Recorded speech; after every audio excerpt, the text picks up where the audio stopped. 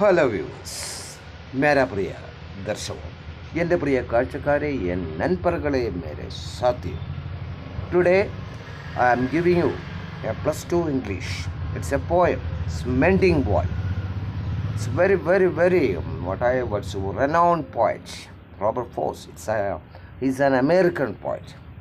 Okay, just look about the poet, because you know it will come in your exam to write a profile. അതൊരു പ്രൊഫൈലായി വരും നിങ്ങളുടെ എക്സാമിന്. So ഇത് വളരെ ശ്രദ്ധിക്കാം. Robert ഫോസ്റ്റ് 1874 to 1963.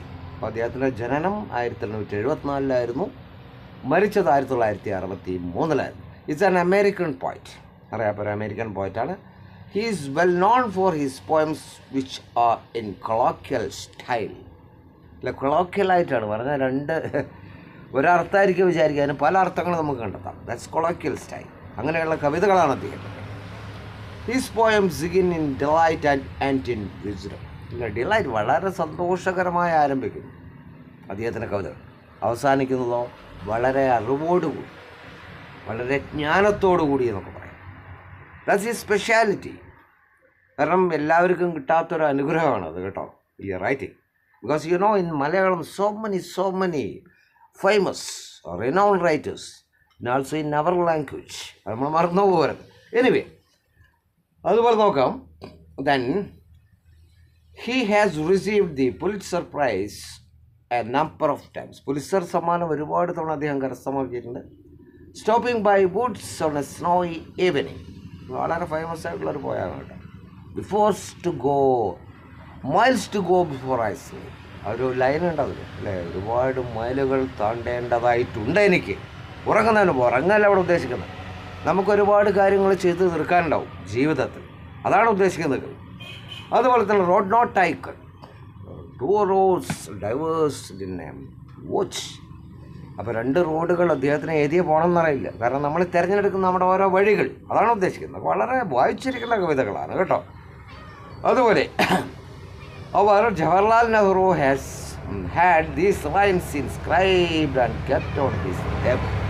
അപ്പോൾ നമ്മളുടെ പഴയ പ്രധാനമന്ത്രി ജവഹർലാൽ നെഹ്റു ഈ വരികളൊക്കെ വിവരിച്ചിട്ടുണ്ട് അദ്ദേഹത്തിൻ്റെ ലൈനുകൾ. The woods are lovely, dark and deep, and I have promises to keep. ഇതിലുള്ളതാണ് കേട്ടോ. ഏതെല്ലാം റോഡ് നോട്ടായിട്ടുള്ള ലൈൻസാണ്. അപ്പോൾ നിങ്ങൾ ശ്രദ്ധിച്ചിരിക്കണം അതൊക്കെ. അപ്പോൾ ഇത്രയും കാര്യങ്ങൾ എഴുതണം. ഇത് പ്രൊഫൈലായിട്ട് വരും. So you should have write including these things when you are writing. Okay, അപ്പോൾ ഞാൻ നീട്ടുന്നല്ലേ, നമുക്ക് കവിതയിലേക്ക് കൂടുതലായി കിടക്കാം. പറയാൻ കാരണം പറയാമല്ലേ, 2 അയൽക്കാർ തമ്മിലുള്ള പ്രശ്നമാണ്. there is no need for a wall between them. ഒരാവശ്യമില്ല അവരുടെ ഇടയിൽ ഒരു മതിൽ, അല്ലേ? But always you see in our love, in our times, or in our days, in our living. അപ്പോൾ നമുക്കറിയാം, നമ്മുടെ നിത്യജീവിതത്തിലെ daily life we should have to see this kind of things, അല്ലേ? നമുക്കറിയാം അയൽക്കാർ തമ്മിലൊരു വാളിൻ്റെ ആവശ്യമില്ല.